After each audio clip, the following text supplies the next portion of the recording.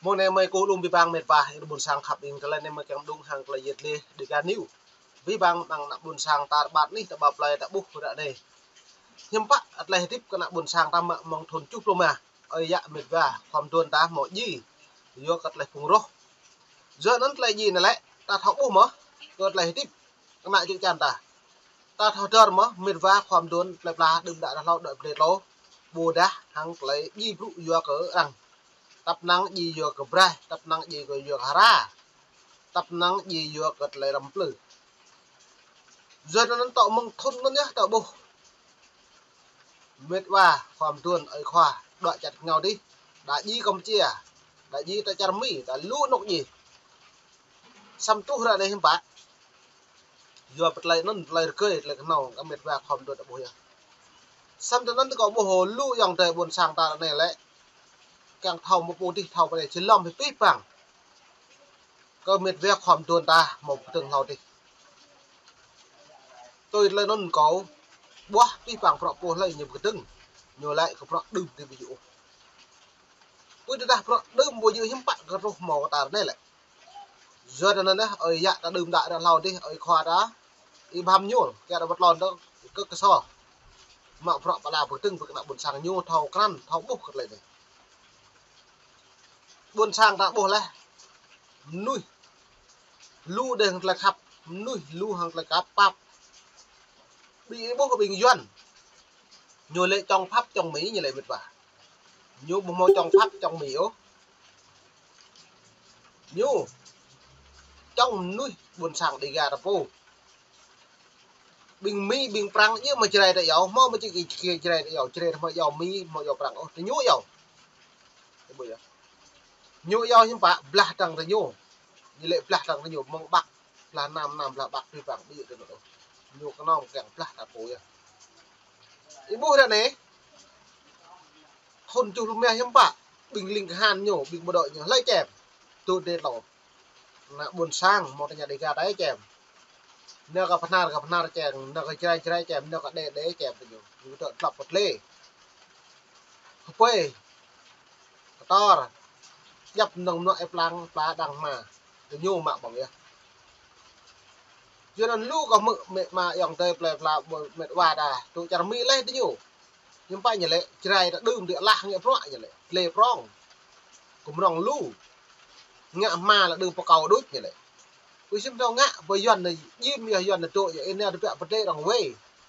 việc vật cả là này cái bữa nhưng mà một cái này mẫu giờ nó dần như tôn ta hàng lấy lùm ta lấy ngậm nịch ta có đi đang tập bồi lư đang tập bồi có đi đang tập bồi nụ lần mạng một lần nhá ấy khoa là lao đi bám nhiều không có cái này để thực hiện đoạn của công chí lên trong tâm ấy khoa cứ sò bàn rọ để cái năng cái chân mỹ mở rọ đi đủ cái đá là buồn sang ta duyên nó tạo bộ đại này không phải lu duyên ngậm nịch tại vì lu mà ta cái dài lu đang ta lu mà lên trong thôn tổ phố xa nó mời Facebook có trả lời video hàng lần thôn tổ phố xa đấy bạn lại nhiều lệ pro nó như lệ cậu như chi nhiều những buôn làng bình yên trong pro và những câu chuyện báo động dân tộc thiểu số như này cái buổi nhưng bạn lại lên bò đồng của ta được private ta đã chăm phó tính có gì là buôn sáng cái mà đạo mẫu nó mời Facebook video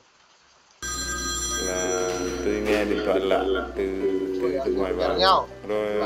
ông nói là có xem TV không đó, trên cái gì Facebook gì đó là những người Việt ở Thái Lan là đưa đi Mỹ hết rồi, đưa đi Canada hết rồi. Ông có muốn đi không? Tôi nói là có, nếu đi Mỹ đi Canada là tôi có muốn đi. Hối hận lắm. Tôi khuyên bà con là không nên đi, họ lừa đấy. Tôi có theo dõi đài thật viên này. Bắt đầu giờ nó này bố này có là bình nhiều mạng chưng bình trăm tiền cơ này nếu có được này nhưng bạn ra bình cứ bố hẹp ở này như vậy nếu có được là trăm tiền cơ đó buộc cái hẹp ra lấy nhưng bạn cái hẹp ra lấy bình nhú đầu rồi nó lúi dòng trời ta bảo là po này cái doan nha po này ngại sau doan bây giờ dòng trời này bảo là nhiều mà ngại sau doan ô giờ ta nhiều chỗ bởi bạn đang ngàn răng ta vật ý vật câu tụ bởi vị trí tự nhủ dần bè đây gan thì ắt ý hẹp sẽ từ mất vô gật ý càng một lấy tiếp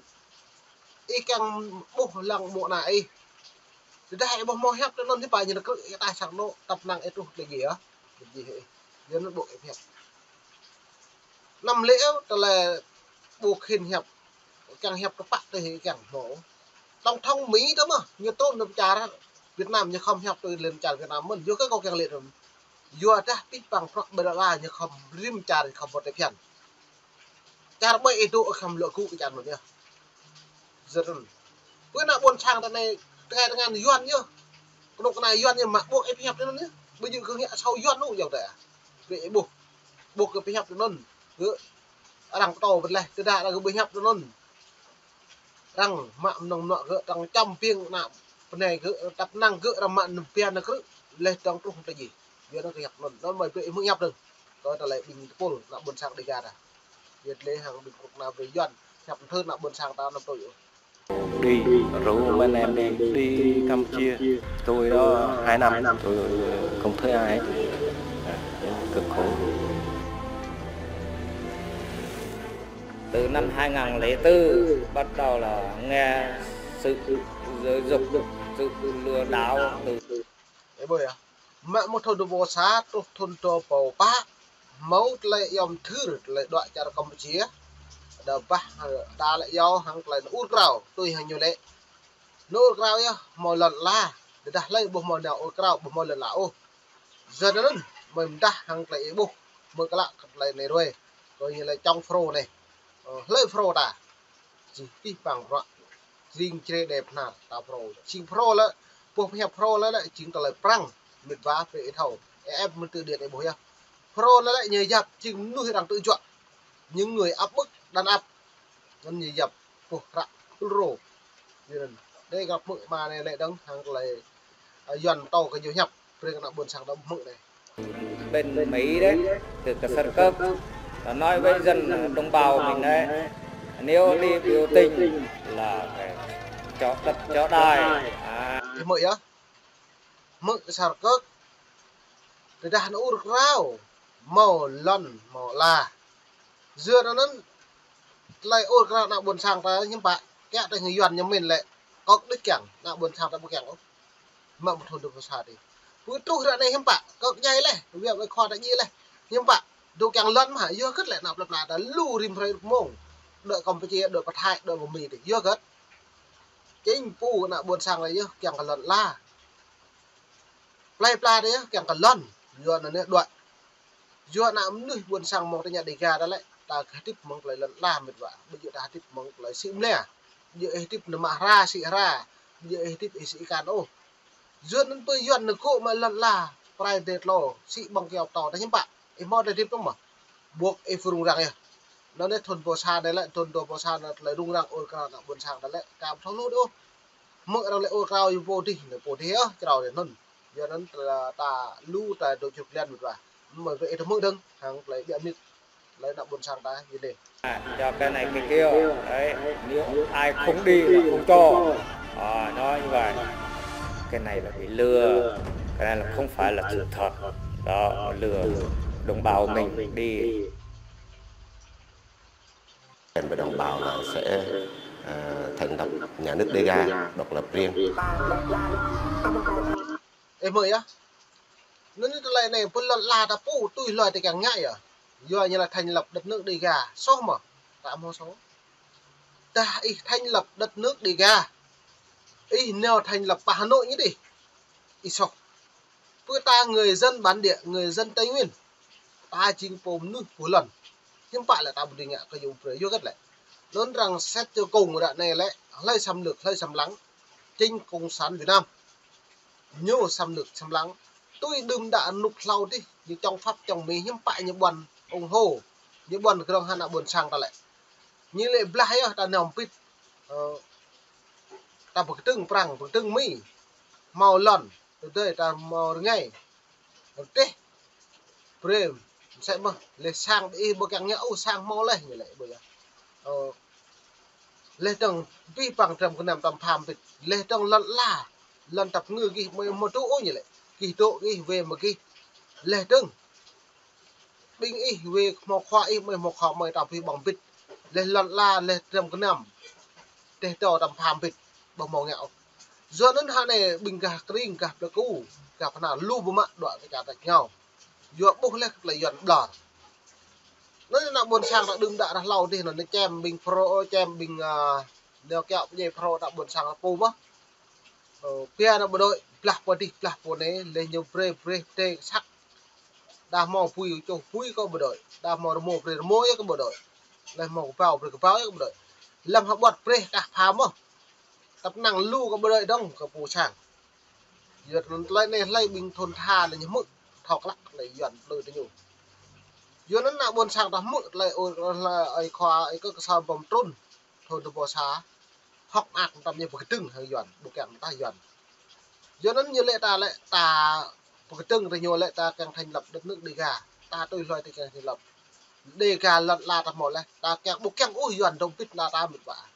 nhô dọn nhà phố ta chỉ này là phố ta một lúc phục dọn đâu giờ nó em một biệm đi trứng lòng mềm chỉ ngày 2 năm 2001 này báo luận ngày 10 tháng 11 tháng 4 mà nó lại ôn vào lại lăng đấy vô đụng đấy biểu tình 2004 thì bà con đi biểu tình thì giờ nó lại bố này thôn to vào xa là thôn to vào bãi prong vậy này lần Tây Nguyên một là ôn vào bố cái keng hàng lại một đại dần lên nào buồn sang dần xoa lần là lại như chăn đâu nên mong này để gà níu vì mong mong được mong bèm đúng đi về để buộc lại thầu nghiền thêm bạn lại được rụng cất để chẳng vì bằng phọ lên bạc nào bạc ta ta pu hạ bù đa chả rằng làm cái ta vì bằng phọ về ta tôi xem lăng cất lại tu bên là rồi này mong này để gà níu học ác đi cất lăng cất phải mong mệt ra khom đốn về chỗ này tai mong ta cất ô mời phết ít cất lăng lại buộc cái này là buồn sang ta chọc hea na buồn sang rồi rung rằng lần là phi là mạ mà là phi là gỗ lại chạy chăn lên tướng bình lại cho na bịa đã phi cái giòn xị dân ta này đọc từng ni đã ban đi đọc bập này